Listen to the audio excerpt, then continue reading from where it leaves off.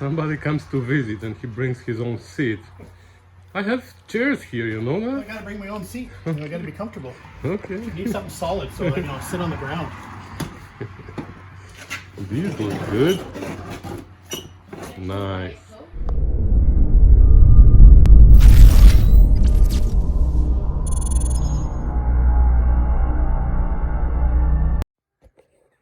Alright, so I invited him here just to hang out in the garage and give me, just keep me company for a while. He came and now he's making me work. So I came here, I was just gonna have a Diet Coke, and I said, I'll watch you work, and then he stopped working and started drinking beer, so I'm trying to remotivate him to actually do something on the car, and this transmission's been sitting here for like 2 weeks probably, just waiting to be pulled out. It's like 6 bolts and it comes out? Yeah. Come on! Like, let's get the trans out, then we can go back to drinking beer.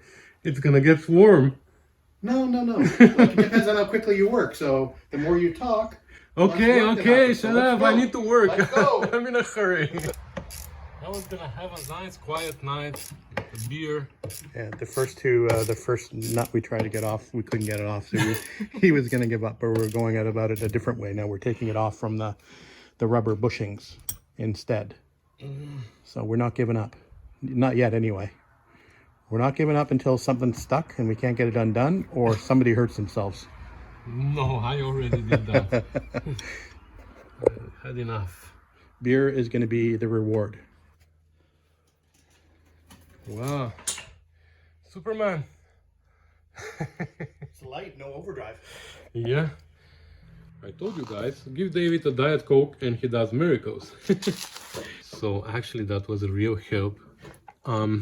What we found out though is this carrier has been snapped, so we're gonna need a new carrier for here, as well as new seals for here and stuff. So we're gonna take care of the transmission later.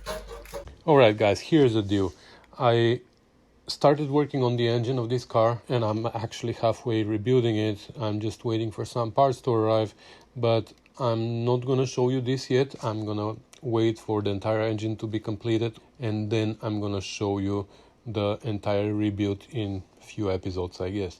I just don't want you to get confused with the engine that I'm rebuilding for the 74 TR6 in this moment, because I'm planning to start showing you videos about that soon, and the two rebuilds are very similar and I'm afraid that it's going to be very confusing for the people who are watching this as soon as I publish it. So we're going to skip through the engine work and we're going to show it later. Alright, so now that the engine is put away for now until we get the parts, I can focus a little bit on its home. Let's see what we can do to clean this a little bit. So I took out the battery and luckily there's no mess there. Normally you know what happens under the batteries from acids, but looks like the car sat for a long time without a battery there, so that metal is still solid. So what I want to do is I want to try and clean the dirt from here and all the oil and grease and stuff and see how bad it is, because maybe we need to paint it, maybe not. That's going to be up to Trevor to decide.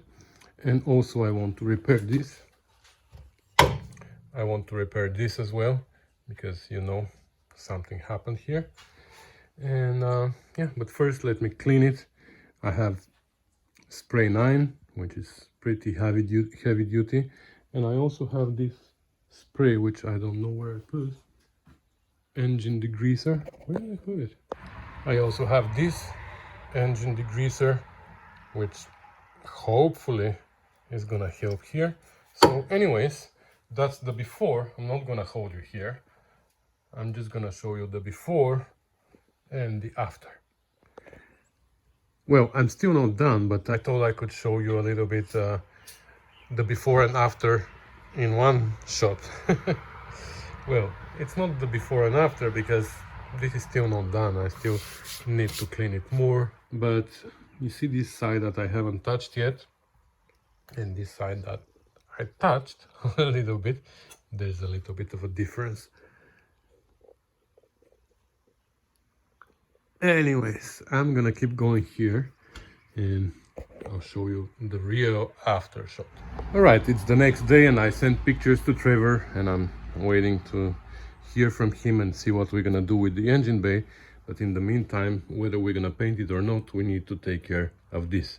So without further ado, let's see what we can do about it. Actually, I don't have any sheet metal hammers here. Everything is at work, but we're gonna do with what we have. Just regular hammers, and I think I have a dolly. Anyways, even here, there's a dent from here going all the way to here and then turning this into... Anyways, let's see what we can do about it.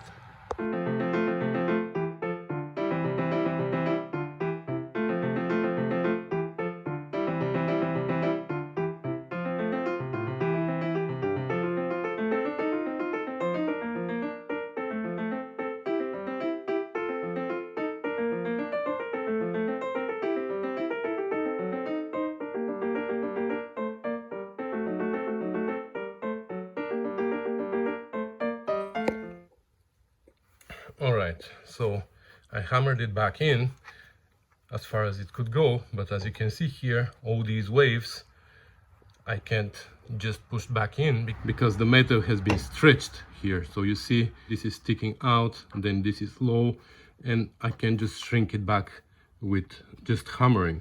So what I'm gonna do is, I'm gonna make first of all a relief cut all the way along the crack, because now the two materials overlap, as you can see.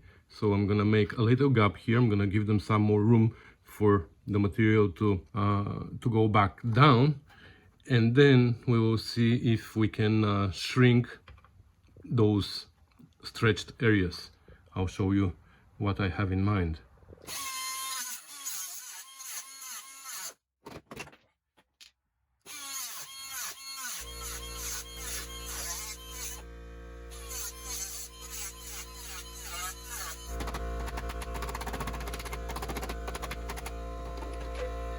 Alright, so from here I'm gonna have to start fixing it in certain areas, because when I press here down it pushes out here.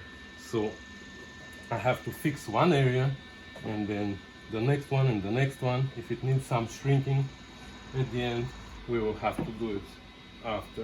It's been a while since I welded last. I mean sheet metal.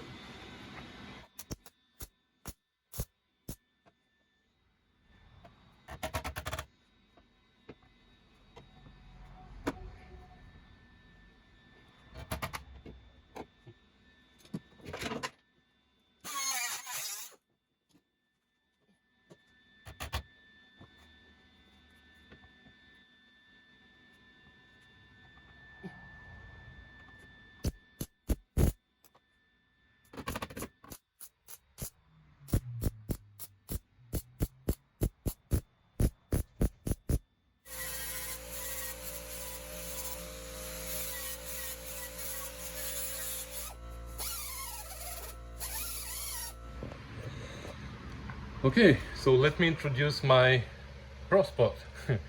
A dent puller that I bought probably, I don't know, 2 years ago, and it was sitting in that wooden box since then, and I've never opened it. So finally I have the opportunity now to open it and try and use it.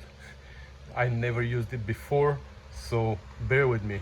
It's a little bit of a learning curve. So I went ahead already and did some experiments here, and I think I got it to work just right. So we're gonna go ahead and do some repairs together now. So as you can see here, there's some highs and lows here. I don't know if you see them very well, but we're gonna try to pull the lows up, and then we're gonna try to shrink the highs down. I tried already here and there, but I don't think I had the power setting right. So now I think I'm pretty much in the right neighborhood. So let's go ahead and try and pull these out. So before, I think I had the power too high and I was having hard time to make it stick. It actually requires a really small amount of power for a very short time, and it sticks. So let's see, right here we have a spot that is low. That's how much it needs. Wow.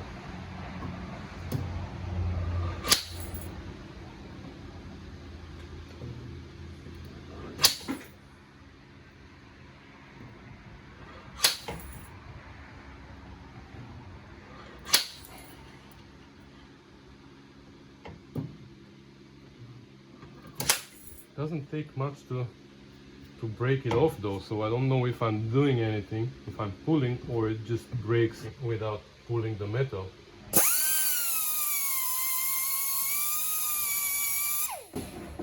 Actually, I think I'm pulling it.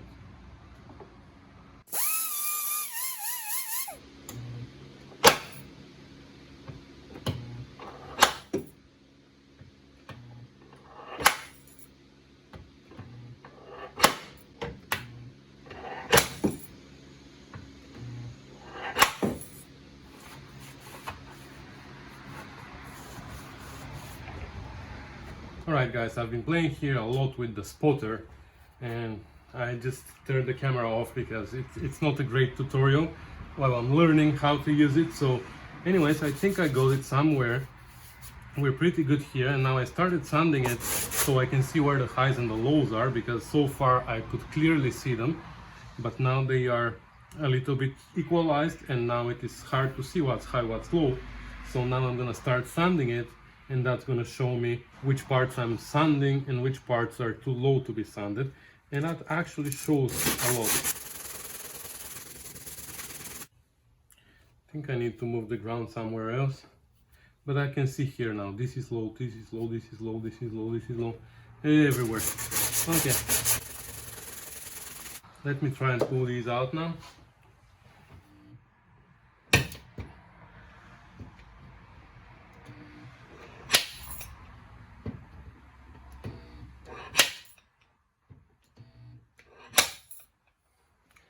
Doesn't stick very well.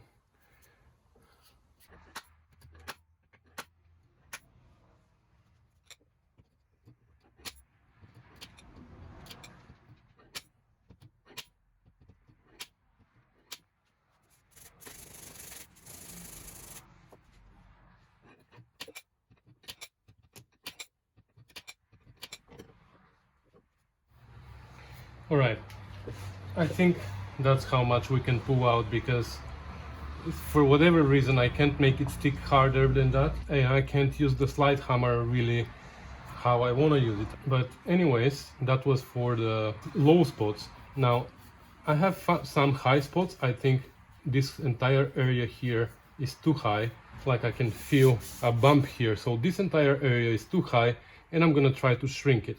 Not sure if it is gonna work, but let me show you how this tool works for shrinking. Okay, so for shrinking I just changed the end of the tool to this pointy one, and we're gonna just create hot spots and then cool them down right away with a wet towel, and let's see if it is gonna work. That needs more, so I'm gonna turn it to manual.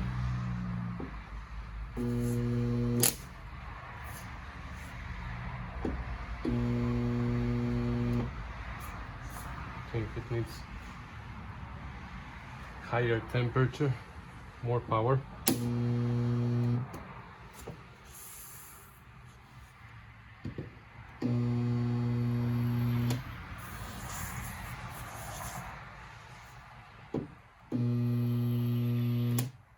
So it works the same way as the shrinking disc, just the shrinking disc, you wait a lot until it heats up. Here it heats up a spot right away.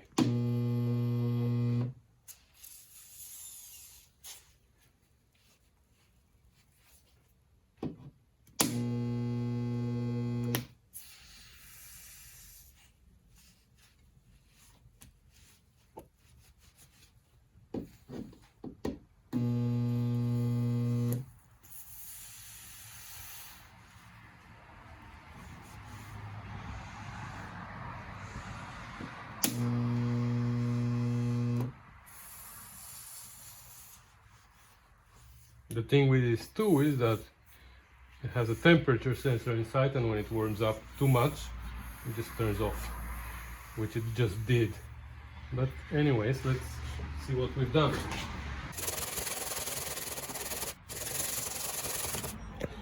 All right, so this is where we're gonna leave it. I've done a little bit more pulling and pushing and shrinking, and there's some low areas, some high areas, but the difference is so little that it's gonna be covered by body filler. It's like, I don't even know if there's a 1/16 of an inch difference between the highs and the lows. I'm just chasing my tail here because I'm just turning the high spots into low spots and the low spots into high spots. So I'm not gonna make it perfect, obviously. I don't know if I need practice or whatever, but I think it's good. Well, I might do a little bit shrinking here, just a little bit. This seems to be low, very high. But in general, that's where we're gonna leave it, and the rest is gonna be body filler. All right, guys, it's another day, and I still don't have news from Trevor, so I don't know what I'm gonna do with the engine bay. So I think I'm just gonna throw some body filler on that repair that we've done the other day, and I'm gonna start disassembling the front suspension because I'm expecting some parts to start coming soon. The garage is very humid, as you can see here. It's pouring rain outside. Now it stopped actually, but it was pouring rain. It was crazy, and I had this door open and there was a lot of water that came in. There's a puddle there from the actual rain, but the rest, like here and all over the place, this is just because of the humidity in the air. So it is 64% humidity, 25.7 degrees Celsius inside the garage. It's crazy. It feels really hot, and because of the humidity, it's like feels even hotter. So what I did is I finally turned on that AC unit that my friend, the owner of the GT6, gave me. I threatened to install it multiple times, but I need to make a hole somewhere so I can run the exhaust pipe, and of course I can't find time to do that. So now I just have the hose sticking under the door. That's why I cracked the door open a little bit. I don't know, I think it's 14,000 BTU, this unit, and it's a little bit small for this garage. It's 600 square feet, the garage, but whatever, it is something. I can feel cool air coming, and I'm hoping that this also is gonna help with the humidity. It's gonna condense all the humidity on its condenser, and it's gonna shoot it out, hopefully. So anyways, back to the 74. So what I think I'm gonna do, it's almost dinner time, so before dinner I think I'm just gonna put some body filler on the crack on the repair, and after dinner I'm gonna come back and I'm gonna start taking apart the front suspension. And we're gonna have a lot of things on this car taken apart at the same time, but it is what it is. The engine is here, still waiting for parts to come. All the parts are here, ready to be assembled. Well, the pistons we're gonna have to change because the engine is now bored out to +20. But I know that I haven't showed you videos about the engine, and that's on purpose. Like I said, I don't want to mix the other engine that I'm working on right now on the 74 TR6 with this engine, because people are gonna get confused. So as soon as I finish the other engine, the videos, I'm gonna start uploading videos about this engine as well. In the meantime, we're gonna keep posting videos about other things on this car. All right, so I always see here in North America people using big sheets for mixing the body filler, which is really weird for me because that's how I'm used to see it done in Europe. Not that I've been doing it a lot before in Europe, but that's how I saw people doing it, and that's how I learned how to do it here. I like to mix it directly on my spreaders.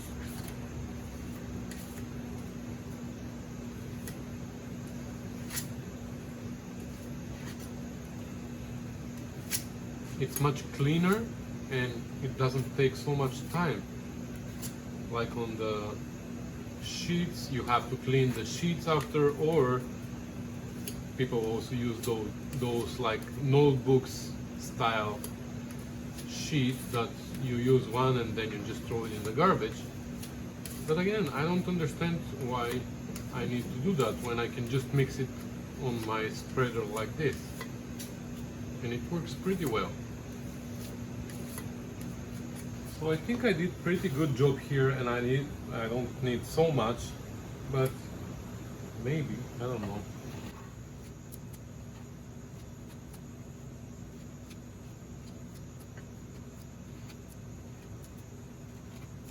I don't have the best sanding box for here, but I have this sanding sponge, which I don't know, which I wrapped some 80 grit sandpaper over, and let's see what's gonna happen here.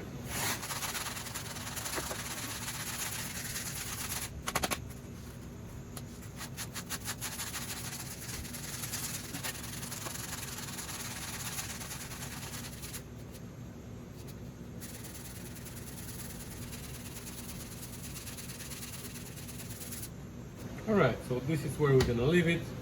When we decide what to do with the engine bay, we're gonna figure out if we're gonna do something else or we're gonna leave it for somebody else to take care of it.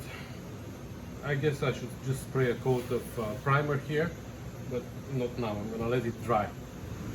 Actually, I decided for the matter of the video to actually continue with some bodywork, because if I start doing the suspension now, it's gonna be a mess in this video. So let's finish this video by doing all the bodywork, and let me see if I can do something about this fender. I'm pretty sure it's gonna be really hard, but I have to try.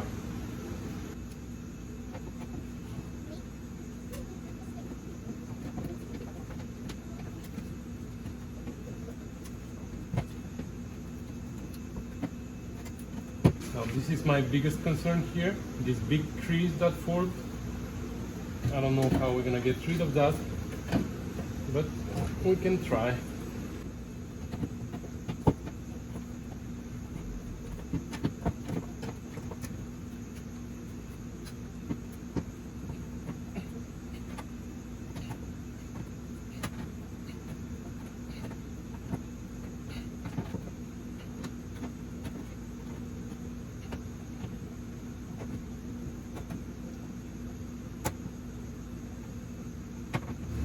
Still don't have a proper sheet metal hammer, so I'm gonna have to deal with this.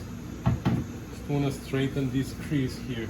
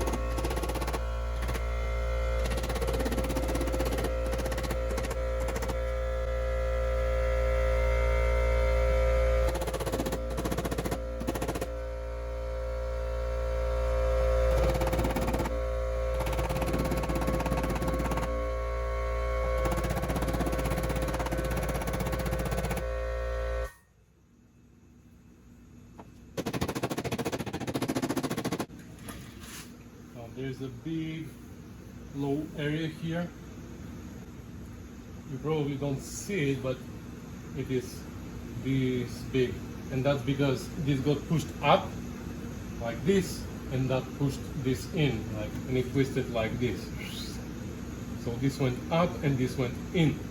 So we're gonna have to bring this down and try to bring this out. And also this went down, so this needs to go up, this needs to go down, and this needs to come out.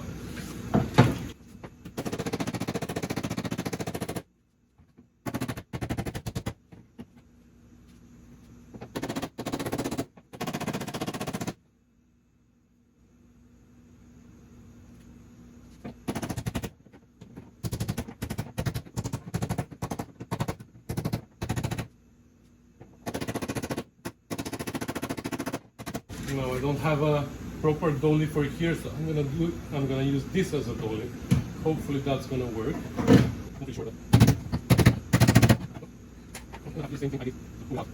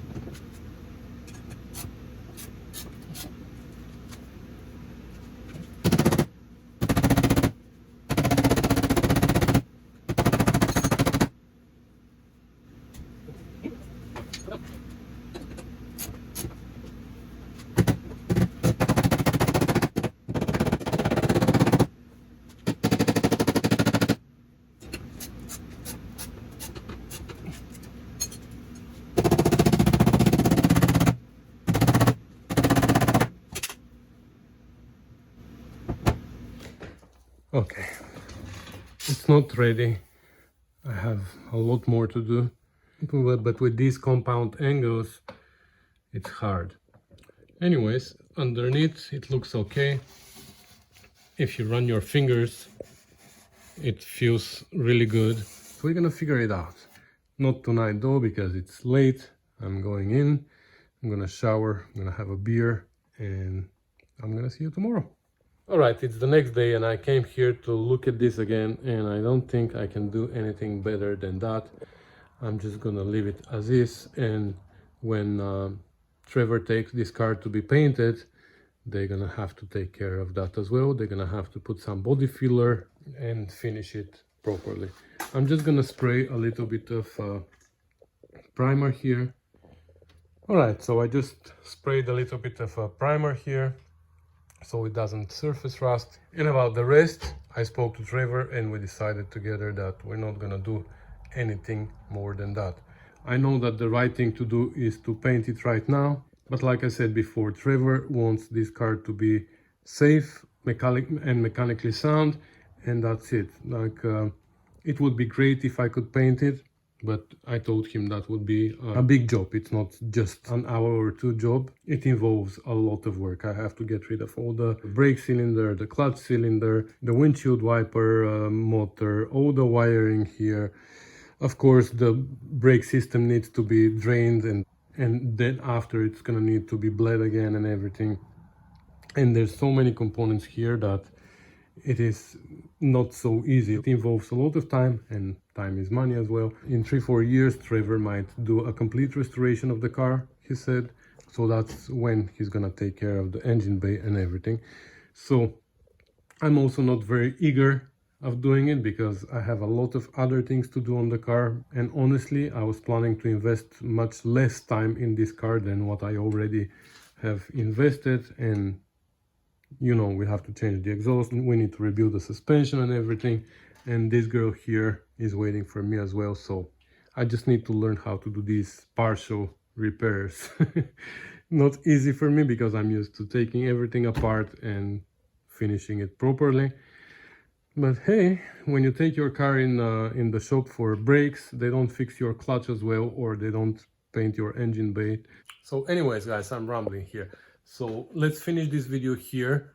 I'm expecting your comments. I know that you're gonna all say, no, it's a shame to put the engine back in the engine bay without painting it.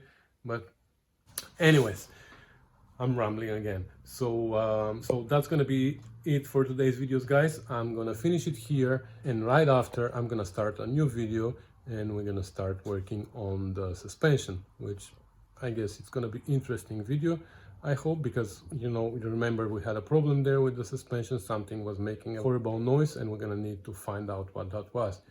So anyways, thanks for watching, guys. Thanks for commenting and subscribing, and I'll see you in 5 minutes. Bye.